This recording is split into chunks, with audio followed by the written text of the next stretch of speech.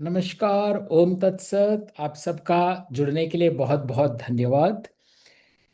हम कर्म योग की बात कर रहे थे, अध्याय 3। और कर्म योग हमने थोड़ा ही चर्चा करना शुरू किया था पिछले हफ्ते। और इसमें जो एक बहुत ही खूबसूरत नगेट सबसे पहला हमको मिला इस अध्याय में, वो था अन्नाद भवन्ति भूतानि पर्जन्यादन्न संभव यज्ञाद भवति पर्जन्यो यज्ञ कर्म समुद्भव। कि जितने भी जीव हैं सृष्टि में वो सब अन्न से पैदा होते हैं। अन्नाद भवन्ति भूतानि। जितने भी भूत हैं, जितने भी जीव हैं, जो भी रचना है, जिनका भी होना है इस सृष्टि में, वो अन्न से संभव है। और अन्न काहे से संभव है? पर्जन्यादन्न संभव। पर्जन्य इज वर्षा, प्रेसिपिटेशन।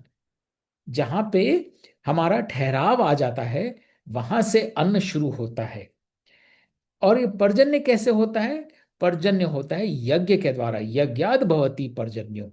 यज्ञ मतलब आहुति, मतलब हमारा जो ठहराव होता है तब पॉसिबल होता है जब हम त्याग करते हैं। जब तक हम त्याग नहीं करते हैं तब तक ठहराव हम नहीं एक्सपेक्ट कर सकते हैं। और ये आहुति कहाँ से आती है? आहुति आती है कर्म से। यज्ञ कर्म समुद्भव। तो जब हम निष्काम कर्म करते हैं, कर्म करते हैं जिसमें हमारा अपने लिए कुछ भी नहीं होता। पिछले हफ्ते डिस्कशन में एक प्रश्न आया था कि फल की इच्छा बगैर कर्म कैसे हो सकता है। तो फल की इच्छा स्वयं के लिए होती है कि हमें यह मिलना चाहिए। और सबसे पहला भ्रम हमारा यह पैदा होता है कि यह कर्म हमने किया है, तो जिसने कर्म किया है उसको फल मिलना चाहिए। तो ये सबसे बड़ा भ्रम तो हमारा यही है कि ये कर्म हमने किया है और इसीलिए फल आ जाता है। क्योंकि अगर 5 लोग मिलकर कर्म करेंगे तो उन सब की 5 अलग अलग अपेक्षाएं होंगी। हर कोई कुछ और एक्सपेक्ट करेगा। कोई मनी एक्सपेक्ट करेगा, कोई फेम एक्सपेक्ट करेगा, कोई रिटर्न्स एक्सपेक्ट करेगा, कोई आराम एक्सपेक्ट करेगा, कोई अपना नाम एक्सपेक्ट करेगा। तो डिपेंडिंग अपॉन हर व्यक्ति अपने आप को कहाँ पाता है, क्या समझता है, उस कर्म में उसका क्या स्थान है, उस कर्म से कुछ ना कुछ रिटर्न एक्सपेक्ट करता है। पर यह व्यक्ति विशेष की एक्सपेक्टेशन होती है जिसमें एक अहम आ जाता है। जैसे ही हम कर्म से अहम को अलग करते हैं, यह तो कर्म की बात है, इसमें मैं कहाँ से आया? मैं तो सिर्फ एक एजेंट हूं। वो एजेंट कोई भी हो सकता है। मैं वो एजेंट इसलिए हूं क्योंकि मेरा वह प्रारब्ध बनकर आया है। वो सिचुएशन में मेरे को त्याग के लिए ही डाला गया है। जब हम अपने आप को किसी रोल में देखते हैं, टीचर के रोल में, होम वर्कर के रूप में, ब्रेड अर्नर के रूप में, डॉक्टर के रूप में, तो हमारा एक प्रारब्ध होता है जिस वजह से हम उस सिचुएशन में होते हैं। और वहां हमारा रोल सिर्फ और सिर्फ कर्म करने का होता है, पूरी त्याग भावना के साथ। तो जब हम ऐसा कर्म करते हैं जिसमें रंच मात्र भी हमारी अपनी इच्छा उसमें शामिल नहीं होती, तो हमारा कर्म यज्ञ बन जाता है। और जब हम अपनी इच्छाओं की आहुति दे देते हैं उस यज्ञ में, प्योर कर्म होता है उसमें, यज्ञ में, तो फिर उसमें से वृष्टि होती है। वृष्टि मतलब हमारे में ठहराव आता है, प्रेसिपिटेशन आता है। वृष्टि का लिटरल मीनिंग है वर्षा और मेटाफोरिकल मीनिंग है प्रेसिपिटेशन। रेन को भी प्रेसिपिटेट बोलते हैं। सारी भाप उड़ के ऊपर जाती है और जो प्रेसिपिटेट हो जाती है वो वर्षा बनती है। उस प्रेसिपिटेट से ही अंकुर फूटता है बीजों में और अन्न पैदा होता है।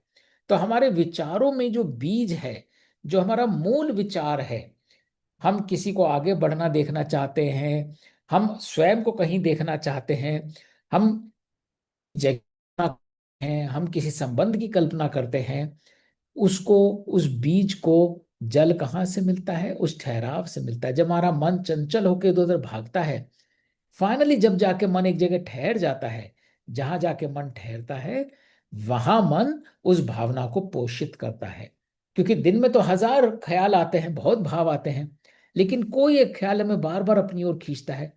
जब हम बाकी सारे क्लटर से दूर हो जाते हैं तो फिर उस एक विचार में जाके केंद्रित हो जाते हैं जिसको हम आगे पोषित करते हैं, उसको फीड करते हैं। तो ये जो ठहराव है, ये ठहराव ही वो रिसोर्सेज जनरेट करता है। उस ठहराव के बगैर रिसोर्सेज नहीं जनरेट होते। बहुत सारे रिसोर्सेज चाहिए होते हैं, हर जगह रिसोर्सेज वेस्ट हो रहे होते हैं। पर जब हमें एक ठहराव आ जाता है तो 5 मिनट भी हमारे लिए बहुत लंबा समय लगता है। 5 रुपए या 500 रुपये भी बहुत बड़ी धनराशि लगती है। हम इनफाइनाइट ऑप्शंस निकाल सकते हैं जब हमारे पास ठहराव आ जाता है। और यह यज्ञ के बाद जो वृष्टि होती है, जो प्रेसिपिटेशन होता है, उसी से यह रिसोर्स जनरेट होता है, और इन रिसोर्सेज से ही सारी सृष्टि चलती है। तो पूरी सृष्टि कैसे चल रही है? वो 10-15% व्यक्ति जो निष्काम कर्म कर रहे हैं, उस त्याग की भावना से कर रहे हैं यज्ञ के समान, उनका जो ठहराव होता है, जो कंसंट्रेशन होता है, वो उन रिसोर्सेज को ढूंढ लाते हैं जो अदरवाइज क्लटर में खोए होते हैं, और वो रिसोर्सेज सारी सृष्टि को चलाने के लिए सफिशिएंट होते हैं। तो ये जो साइकिल है, कर्म लीडिंग टू यज्ञ, यज्ञ लीडिंग टू वृष्टि, वृष्टि लीडिंग टू अन्न, एंड अन्न कॉजिंग ऑल सृष्टि, इसमें जहां भी हम अहम बीच में ले आते हैं, ये साइकिल टूट जाता है। कर्म और यज्ञ के बीच में अगर अहम आ गया तो वह यज्ञ नहीं रह जाएगा, कर्म तो रहेगा, वो यज्ञ नहीं रह जाएगा, क्योंकि उसमें पूरा त्याग नहीं है। उस यज्ञ में अगर अहम आ गया तो ठहराव नहीं होगा, वृष्टि नहीं होगी, मन भटकता रहेगा 10 दिशाओं में। उस वृष्टि और अन्न के बीच में अगर अहम आ गया तो रिसोर्सेज जनरेट नहीं होंगे। रिसोर्स जनरेट करने से हम रोकेंगे, हम ठहराव को ही पकड़ के बैठ जाएंगे, ये मेरा ठहराव है, जब मेरा मन होगा तब इसमें से रिसोर्सेज निकलेंगे, और वो रिसोर्सेज सृष्टि तक जाएं, इसका जरूरी है कि सर्कुलेशन में हम उन्हें होल्ड करके ना बैठें। तो ये जो नगेट है, ये हमको आगे जाकर हम देखेंगे, जब 3-4 अध्याय करने के बाद हम कर्मयोग समाप्त करेंगे, तब हमें इसका पूरा कंटेक्स्ट समझ में आएगा कि ये साइकिल क्यों आवश्यक है, कर्म टू यज्ञ टू।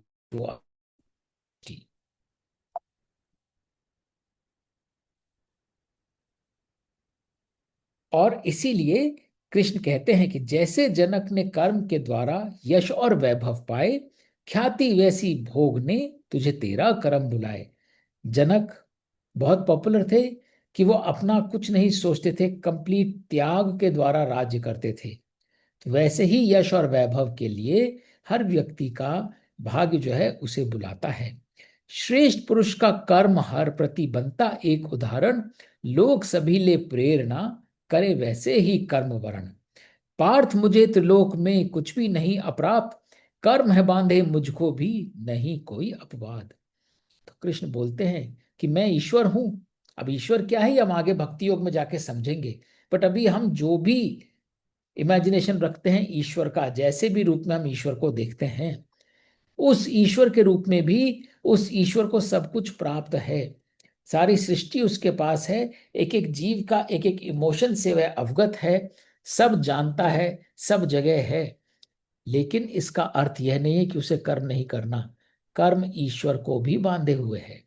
अगले अध्याय में आएगा, यदा यदा ही धर्म से ग्लानिर्भवति भारत, जब जब धर्म की हानि है, ईश्वर को अवतार लेना पड़ता है, यह उसका कर्म है, सृष्टि का नियम है, ईश्वर अपने उत्तरदायित्व से बंधा हुआ है।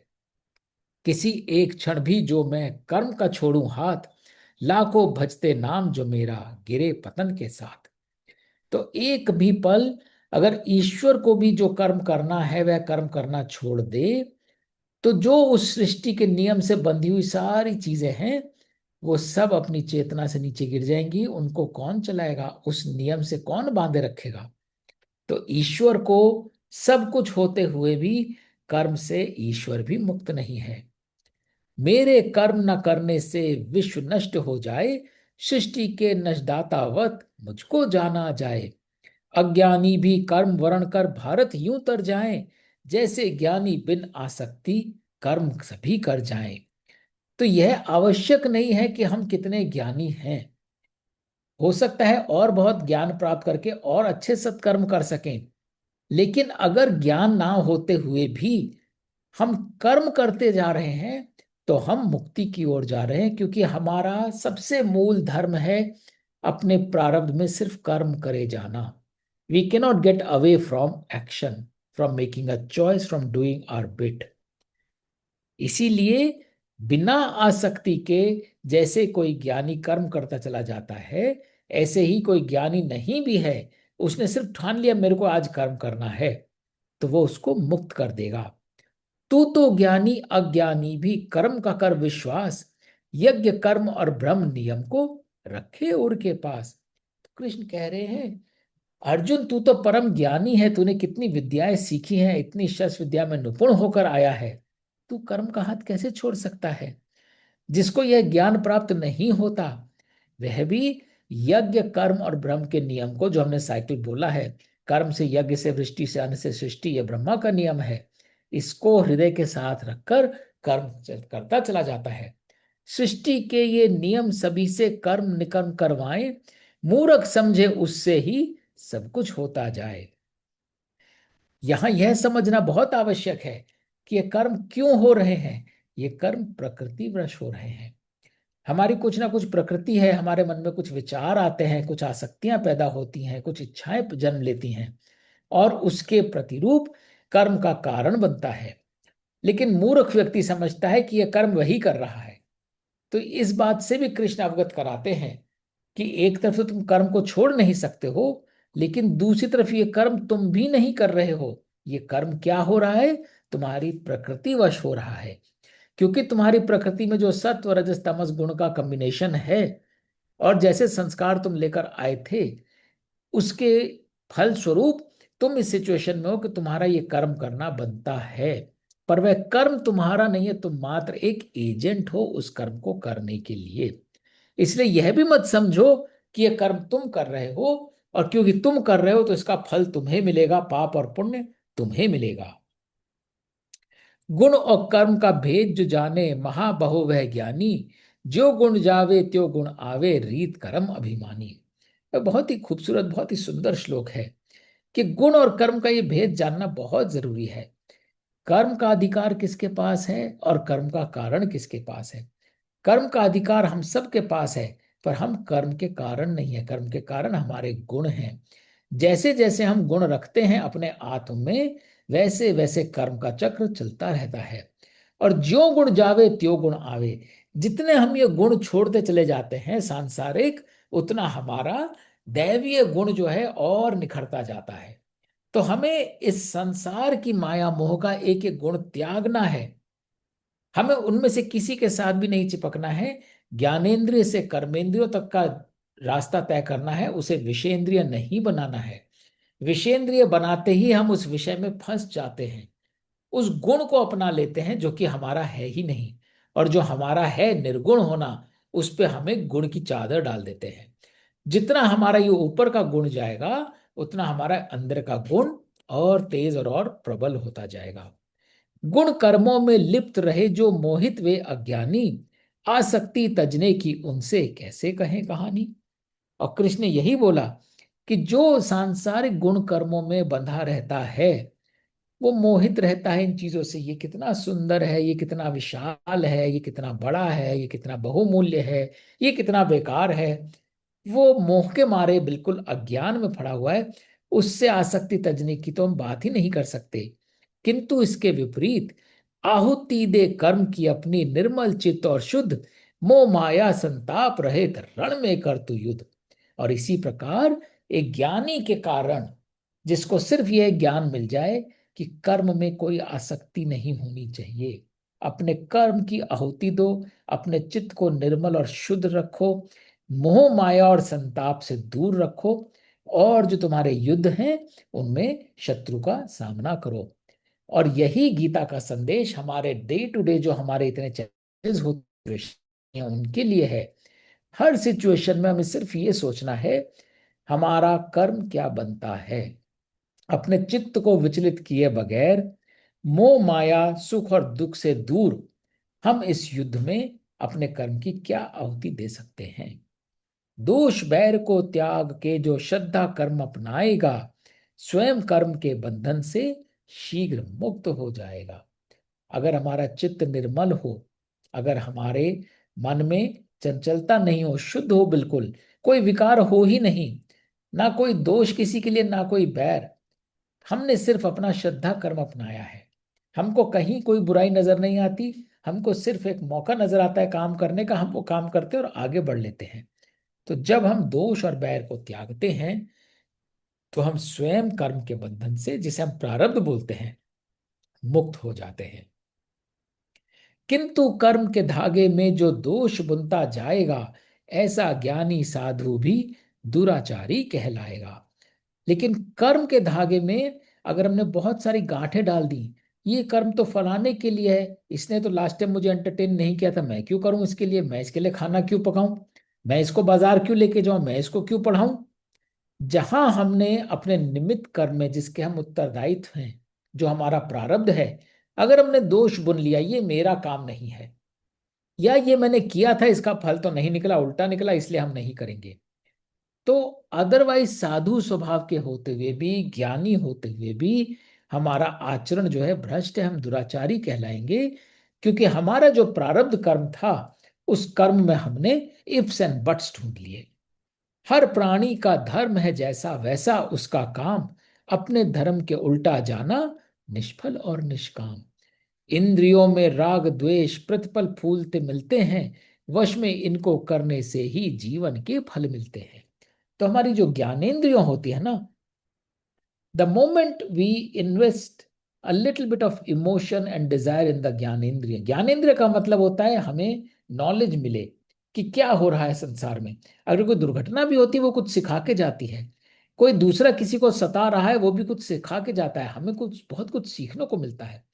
लेकिन सीखने के साथ साथ अगर हम उसमें किसी चीज से बंध जाते हैं, फलान ने मेरे को ये बोला, वो बात अभी तक चुभ रही है, फलान ने मेरे को ये खिला दिया, वो अभी तक मेरे को पसंद नहीं आया, फलान ने मुझे ऐसा गिफ्ट दिया, वो तो सुंदर है ही नहीं। जैसे ही हमारे इंद्रियों में, ज्ञान इंद्रियों में कर्म के बजाय विषेंद्रिय जगह बना लेती है, तो हमारे को जीवन के फल नहीं मिलते हैं। जीवन के फल को इन राग और द्वेष को वश में करने से ही मिलते हैं। विधिवत दूजा धर्म निभाए हो विपरीत स्वभाव, उसके अमल से उत्तम है निज धर्म में प्राण गवाओ। ये बहुत ही फेमस श्लोक है गीता का। श्रेयान स्वधर्मो विगुण पर धर्मात् स्वनुष्ठितात्, स्वधर्मे निधनम श्रेयम पर धर्मो भयावह। कि अपना जो स्वधर्म है, आगे हम समझेंगे स्वधर्म क्या है। हर व्यक्ति का, जीव का धर्म जो स्वधर्म है वो बिल्कुल यूनिक होता है, और ये इसका रिलीजन से कुछ लेना देना नहीं है। धर्म वो होता है जो आपको अपहोल्ड करता है, धर्म that defines who you are. तो पहला एक धर्म तो हम सब मनुष्य हैं, हमारा धर्म है चिंतन करना, क्योंकि हमें ये मस्तिष्क मिला है, यह चेतना मिली है। यदि हम सबसे पहले इसी धर्म को नहीं निभाते तो हम मनुष्य धर्म के अगेंस्ट जा रहे हैं। सेकेंडली, वो चिंतन भी अलग अलग तरह का है। एक ही सिचुएशन में कोई चिंतन में चिंता करता है, कोई चिंतन में अवसर ढूंढता है, कोई चिंतन में भक्ति देखता है, कोई चिंतन में कर्म देखता है, कोई चिंतन में लाभ हानि देखता है। लेकिन जो भी देखता है, हमारा स्वधर्म जो है, जो हमें अपहोल्ड करके रखता है। मैं एक क्रिटिकल एनालिस्ट हूं तो मैं क्रिटिकल कमेंट्री ही करूंगी। मैं अगर एक डॉक्टर हूं तो मैं इलाज ही देखूंगा। तो जो हमारा धर्म है, जो हमें अपहोल्ड करके रखता है, वो डिफाइन करता है हम क्या हैं, उसके विपरीत हम नहीं जा सकते हैं। यदि हम लाभ हानि, लालच, भय, मोह की वजह से परधर्म की शरण में जाते हैं जो हमारा ग्रेन नहीं है, तो वो हमारे लिए और प्रारब्ध क्रिएट करता है जब तक हम अलाइन नहीं हो जाते। तो सबसे उत्तम धर्म है निज धर्म में अपना सब कुछ निछावर कर देना। Anything which upholds us, which defines who we are, living every moment of it, giving it our 100% without expecting anything in return, is the best alignment. तो ये श्लोक जो है हमें रह रहकर हमेशा ध्यान करना चाहिए। जब भी विपरीत स्थिति आए, जब भी कोई चैलेंजिंग सिचुएशन आए, स्वधर्म का पालन करें, उससे बेटर कोई धर्म नहीं है। स्वधर्म वो होता है जो हमको अपहोल्ड करता है, और हमको जो अपहोल्ड करता है वो बदलता रहता है। हमको जो चीज 6 साल में अपहोल्ड करेगी वो 16 में नहीं करेगी, वो 26 में नहीं करेगी, वो 76 में नहीं करेगी। तो being aware of what has changed within us, but being true to oneself. So ये बात घूम फिर के सेल्फ पे आ जाती है। अपने सेल्फ को जानना बहुत आवश्यक है। अपने ग्रेन के अगेंस्ट हम नहीं जा सकते हैं। जो हमने पहले एक चार्ट दिखाया था ना, अगर हम किसी लालच में या किसी भय में अपनी ट्रेजेक्टरी चेंज भी कर देते हैं, वो हमें उसी मोड़ पे लाके दोबारा खड़ा करता है। We only lose time in our eternal journey. तो निमित्त कर्म कौन से होते हैं? जिनके हम उत्तरदायित्व होते हैं। अगर मैं टीचर हूं तो पढ़ाना तो मुझे है ही, कोई और आके मेरी प्रॉक्सी नहीं ले सकता। अगर मैं पेरेंट हूं तो बच्चे का देखभाल करना मेरा परम धर्म है। मैं कोई बहाना नहीं मार सकता, फलानी मीटिंग थी इसलिए आज मैंने तुम्हारी देखभाल नहीं की, या आज कोई और तुम्हारी देखभाल कर लेगा। देखभाल जरूरी है। How do we do that, उसके रास्ते कई हो सकते हैं, बट जिम्मेदारी हमारी है। और अगर हमने कोई ऐसा कर्म करा है जिसमें इंद्रियों पर हमारा वश हो, हम इंद्रियों के वश में नहीं हो, जो हमारे जो इटर्नल साइकिल है, कर्म यज्ञ वृष्टि अन्न सृष्टि, उसका पार्ट हो, कर्म से यज्ञ बना रहा हो, यज्ञ से वृष्टि बना रहा हो, वृष्टि से अन्न बना रहा हो, अन्न से सृष्टि बना रहा हो, वो सारे कर्म हमारे निमित्त कर्म हैं और संसार के लिए किए गए कर्म। ये सारे कर्म हमें एवर रेडी रहना चाहिए, एज अगेंस्ट जिन कर्मों का आधार कोई हो, कोई रिटर्न हो, कोई इंसेंटिव हो, कोई फियर हो, कोई वायलेंस हो, जो इटर्नल ट्रुथ के अगेंस्ट जाते हो, या फिर अपनी इंद्रियों को जबरदस्ती वश में करके कि व्रत रखा हुआ पर मन में भूख लग रही है, वो व्रत किसी काम का नहीं है। या स्वयं को कर्ता मान के ये काम मैंने किया है, इसका रिटर्न ये हॉस्पिटल पे नेम प्लेट मेरे नाम की लगनी चाहिए, या ये स्वयं के लिए किया गया कर्म था, मैंने अपने लिए अपने परिवार के लिए ये खड़ा कर दिया। ये सारे कर्म हमारा प्रारब्ध क्रिएट करते हैं, क्योंकि ये प्योरेस्ट फॉर्म ऑफ कर्म नहीं होते। ये कर्म से यज्ञ तक ही नहीं पहुंच पाते। तो पहली सीढ़ी हमें क्रॉस करनी है, हर कर्म को यज्ञ बनाना है, अपना सर्वस्व निछावर कर देना है, अपने लिए कुछ नहीं रखना है, अपने लिए एक इमोशन नहीं रखना है। और आगे जब हम बात करेंगे अगले अध्याय में कर्म विकर्म और अकर्म की, बहुत क्लियर हो जाएगा कि अकर्म कैसे निकालते हैं कर्म में से, वो कर्म का क्या फिल्ट्रेट होता है जिसमें स्वयं के लिए कुछ भी नहीं रह जाता। और इसलिए जो हम करते हैं वह सब यज्ञ बनता चला जाता है।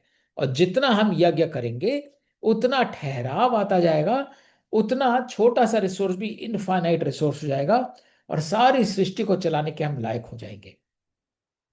और क्यों परम पिता और परमेश्वर बोलते हैं परम ईश्वर? ईश्वर के पास जरा सा भी गुण नहीं है, निर्गुणी है, जरा सी भी सत्ता नहीं है, अपना कुछ भी नहीं है, इसीलिए it is one divided by zero infinite. तो इसलिए ईश्वर की पहुंच हर जगह तक है, क्योंकि उसने अपने आप को किसी परिभाषा में सीमित किया ही नहीं है। जितना हम अपने कर्मों को अहम से मिनिमाइज करते जाएंगे, उतने वो हमारी अनलिमिटेड रीच बनाते जाएंगे और यज्ञ बनता चला जाएगा। तो जब कृष्ण ने अर्जुन को यह सारा ज्ञान दिया, तो अर्जुन बोला, वार्ष ने क्यों बंधु जन सब ज्ञान ना ये भज पाए, अपनी इच्छा के विरुद्ध वे और पाप की जाए। तो कृष्ण बोले, इन सब का कारण रजस है। हमने बात करी थी सत्व रजस और तमस। तो सत्व होता है इनहेरेंट क्यूरियोसिटी, आपको एक उच्चंग से चढ़ती है, क्या हो रहा है, मैं जानूं तो हो क्या रहा है। रजस, उसको जानते ही अपने लिए यूज करने की शक्ति होती है, मैं ये कर लूं तो मुझे ये सब मिलेगा। माता जिसकी राजस है, काम क्रोध है जाए, बैरी पापी असुरा है, जीवित ये खा जाए।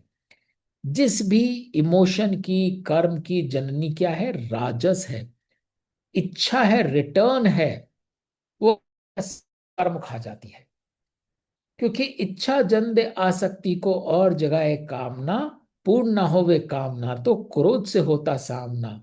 क्रोध जनता अंध अहम को, अहम ब्रह्म फैलाए, बुद्धि भ्रष्ट करे जो भ्रम, जीव पतन हो जाए। तो जैसे ही इच्छा पैदा होती है, उसके पीछे पीछे सारी ट्रेल चल लगती है, कामनाओं की, भ्रम की, अहंकार की, क्रोध की। और ये जितनी आपकी सदगति है उस सबको इरेज कर जाता है, सबको खा जाता है। ये राजस बहुत खतरनाक होता है। सत्व में सबसे पहला ग्रेन राजस का पड़ता है, और राजस ना संभाले तो राजस ही तमस बन जाता है, जिसकी हम आगे बात करेंगे। ढकता है जो धुआं आग को और दर्पण को धूल, त्यों ही काम के पर्दे पीछे रहे ज्ञान सब भूल। जैसे आग के ऊपर धुआं बैठ जाता है और शीशे के ऊपर धूल बैठ जाती है, ऐसे ही इच्छाओं के पीछे सारा ज्ञान जो है गायब हो जाता है। भूख है इसकी अग्नि जैसी, पेट भरा ना जाए, भर के जब यह कामना, बुद्धि भस्म हो जाए। और इस राजस की जो भूख है कभी ना मिटने वाली है। जब तक एक साड़ी नहीं होती, हमें वह एक साड़ी चाहिए होती है। जब एक साड़ी होती है तो उसके जैसे मैच करने को तीन और चाहिए होती हैं। जब तीन होती हैं तो अलग अलग मौकों के लिए अलग अलग चाहिए होती हैं। फिर अलग अलग में अलग अलग काम होना चाहिए, अलग अलग कारीगरी होनी चाहिए। कभी ऐसा नहीं होता कि मन बोले अच्छा ये सब हो गया, अब ये तुम्हारी आखिरी साड़ी है। अभी एक गाड़ी आ गई तो अगली भी आएगी, एक घर बना तो अगला भी बनेगा। इंद्रिया, मन और बुद्धि तीनों काम अधीन, मोहित करते संसारी को, ज्ञान को करते क्षीण। तो ये जो कामना है, ये इंद्रियां, मन और बुद्धि, इन तीनों को हर ले जाती है। हम इंद्रियों के वश में हो जाते हैं, हम मन के वश में हो जाते हैं, और बुद्धि हमारी जो है भटक जाती है। अतः अर्जुन तू सबसे पहले इंद्रियों को ले जीत, काम क्रोध की सांसें पल में थम जाने की रीत। सबसे पहले अपनी इंद्रियों को जीतना है, ज्ञान इंद्रियों को उजागर करना है, कर्म इंद्रियों को हार्नेस करना है, विषेंद्रिय तक जाने से रोकना है। किसी शब्द, किसी स्पर्श, किसी रूप, किसी गंध, इनसे दूर रहना है। ये सब आती जाती चीजें हैं। आज नजारा ऐसा है, कल वैसा होगा।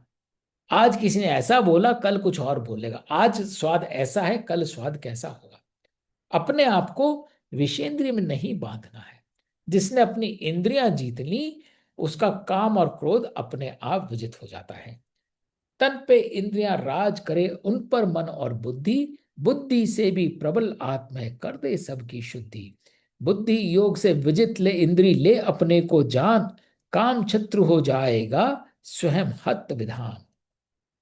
जिसने अपनी आत्म से अपनी इंद्रियों को जीत लिया, जिसे पता है मेरे आत्मा का क्या कंपोनेंट है, कितना सत्व है, कितना रज है, कितना तमस है।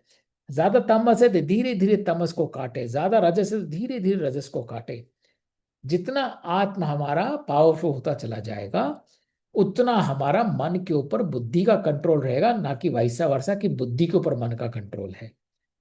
और अपने आप ही जो काम शत्रु है, जो इच्छाओं का शत्रु है, जो हमेशा इच्छाओं का जाल डाले रहता है, अपने आप हार जाएगा। कहेगा इस पे तो जाल कोई काम ही नहीं करता।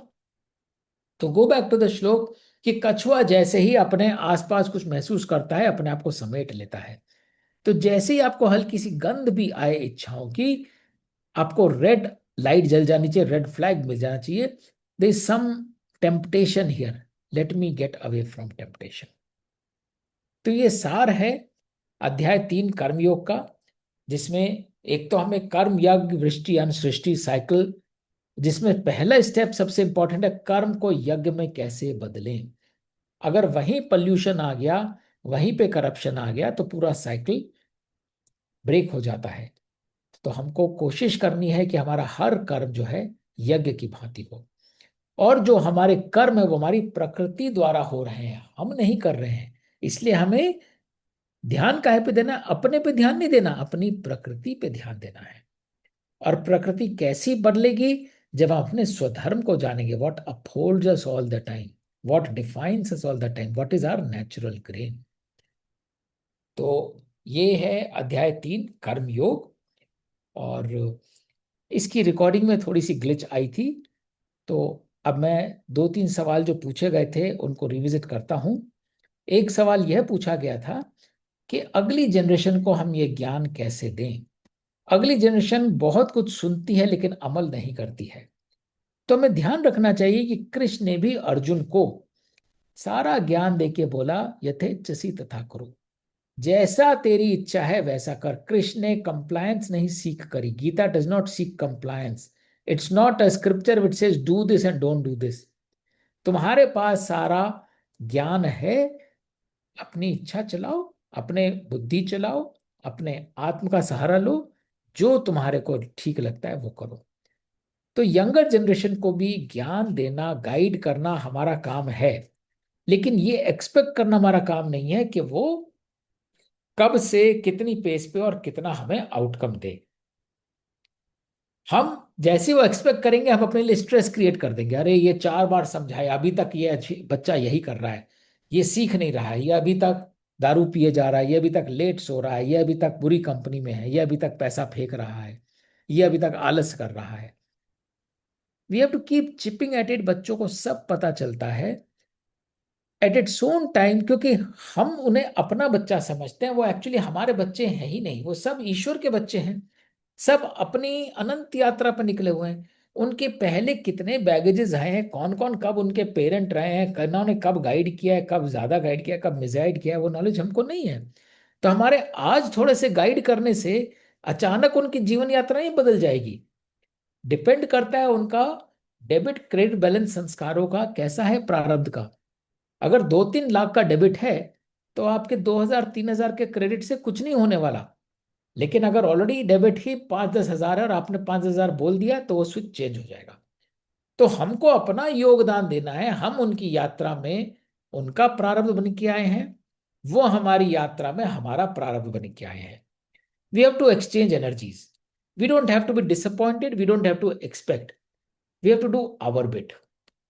तो इसका सिर्फ इतना ही तोड़ है कि हम ज्ञान देते रहें, गाइड करते रहें। बच्चे हैं, दूसरे रिलेशंस भी हैं, वो अपने समय पर उस एनर्जी को कैच करेंगे जब उस फ्रीक्वेंसी में रेजोनेट कर रहे होंगे। और जब बटन खुलेगा, सिर्फ बच्चे नहीं, बड़े बड़े जो रिश्ते के चैलेंजेस होते हैं, पति पत्नी के, माता पिता के, पिता पुत्र के, बहू सास के, सारे रिजॉल्व हो जाएंगे। क्योंकि दोनों में से एक ना एक रिलेटिवली मैच्योर है इस यात्रा में और दूसरा कम मैच्योर है। जैसे ही दूसरा उस पॉइंट पर पहुंचेगा, उसके ज्ञान चक्षु खुल जाएंगे, और हो सकता है दोनों के खुल जाए। तो ये एक हमें हमेशा याद रखना है कि इटर्नल सत्य तो एक ही होता है। ऐसा नहीं होता मेरा सत्य कुछ और किसी और का कुछ और। हर एक को सत्य का आभास होता है। उस आभास को जब तक हमने विषेंद्र से ढक रखा है, वो आभास का सिग्नल वीक है। जैसे विषेंद्रिय हट जाती है, इसने ये बोला, उसने वो पहना, उसने ये लिया, उसने वो दिया, वैसे ही आभास का सिग्नल स्ट्रांग हो जाता है, कॉन्शियसनेस एलिवेट हो जाती है, और जो सिचुएशन थी। एक दूसरा प्रश्न ये आया कि अभी एक श्लोक बोलते हैं कि आसक्ति तज के हम कर्म बंधन से मुक्त हो सकते हैं, पर ईश्वर खुद कह रहा है कर्म के बंधन से तो मैं भी मुक्त नहीं हूं। तो इसमें क्या कॉन्ट्रडिक्शन है?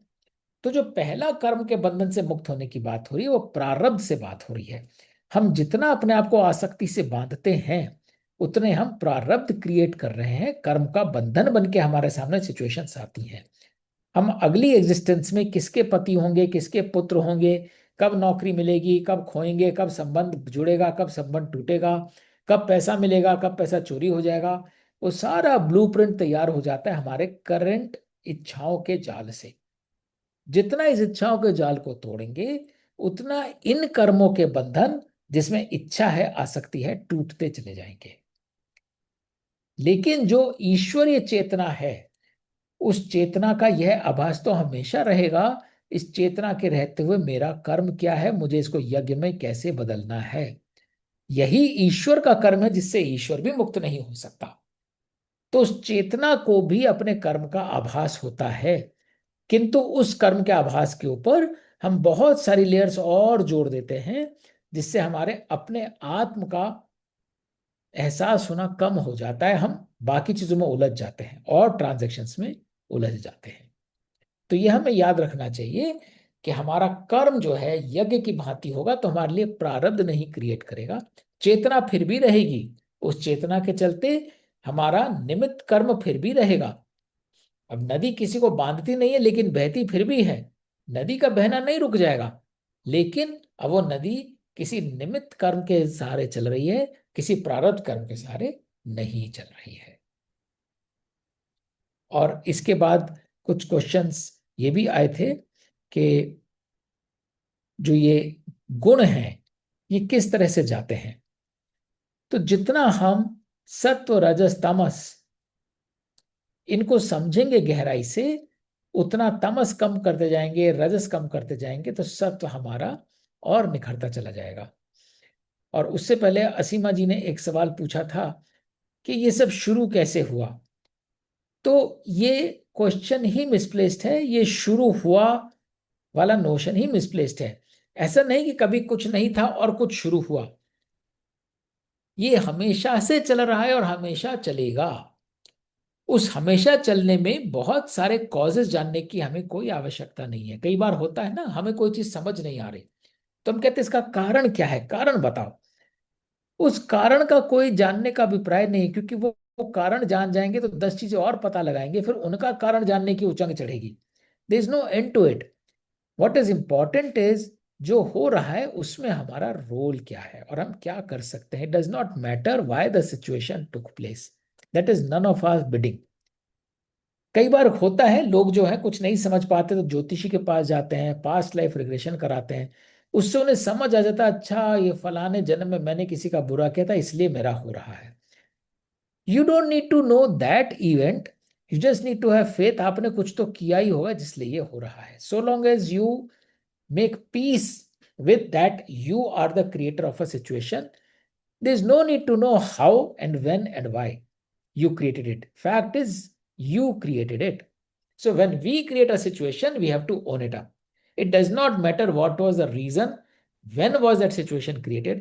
जो आज का हमारा प्रेजेंट है, इसलिए हमने पहले भी कई बार बोला, वी आर अ प्रोडक्ट और result of all our previous existences. तो हमारी एक एक एग्जिस्टेंस में हमने क्या क्या किया है, वो आज का मोमेंट बन के हमारे सामने खड़ा हुआ है। हम कितनी एग्जिस्टेंस पीछे जाएंगे, because there was never time, not, it is endless. What is important is आज हम क्या कर सकते हैं, and therefore we are the origin of all our future existences. What we have, what we can only seize is the current moment. आज हम क्या कर सकते हैं, let us do that. And जो हम करें वो यज्ञ की भांति करें, जिसमें 100% हमारा कर्म ही कर्म हो, कोई आसक्ति ना हो। तो आप सबका आज जुड़ने के लिए बहुत बहुत धन्यवाद। अगले हफ्ते फिर मिलेंगे एक नए अध्याय के साथ, और इस अध्याय के जो स्मरणीय प्रसंग हैं उनको रिफ्लेक्ट करते हुए अगले अध्याय की ओर प्रस्थान करेंगे। नमस्कार। ओम तत्सत।